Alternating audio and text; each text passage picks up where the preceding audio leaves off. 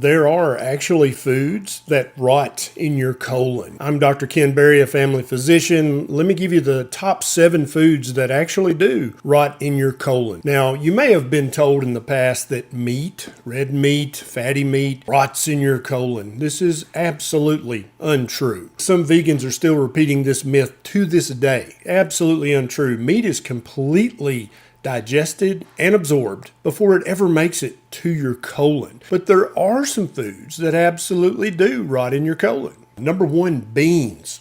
Beans of any kind. Now, let's talk about what the word rot actually means. It has a definition. Merriam-Webster says that the word rot, the verb to rot, means to undergo decomposition from the action of bacteria or fungi. So bacteria and funguses eating something up, that's the definition of the word rot.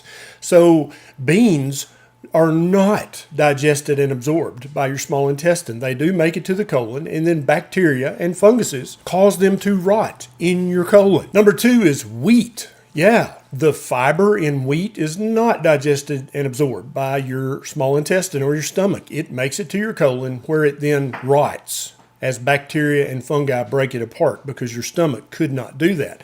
Next is onions and garlic. Yeah, sorry, they rot in your colon absolutely without a doubt. Next is oats. Yeah, you know that Quaker oatmeal that you thought was so healthy? You can't even break that down and digest that in your small intestine. It goes straight to your large intestine where bacteria and fungi cause it to rot. What about broccoli, cabbage, Brussels sprouts, cauliflower? Yeah, they all rot in your colon. Absolutely. Now, the question becomes, is that a bad thing that they rot in your colon? Well, if broccoli is rotting in your refrigerator, do you consider that a good thing or a bad thing? Do you like the smell of rotting cabbage in your crisper drawer when you open that drawer and there's that head of cabbage you forgot and you're like, oh my God? No. Another great way to tell if something that you're eating is rotting in your colon or not is because when bacteria and funguses break down something as it rots, it produces gas, and the gas has a bad smell. And so if you're currently having flatulence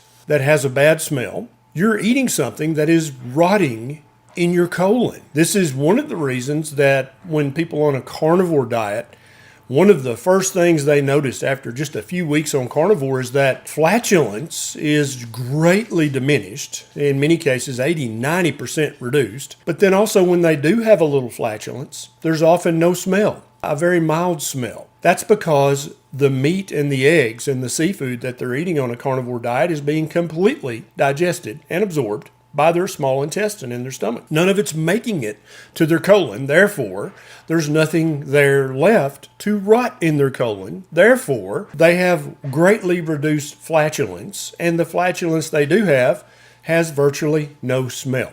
So the next time you hear a poor vegan say that meat rots in your colon, you can share this video with them and say, actually, it's the beans and the wheat and the vegetables. That's what's rotting in your colon. That's why every time you pass gas, you clear the room and peel the paint off the wall. This is Dr. Berry. I'll see you next time.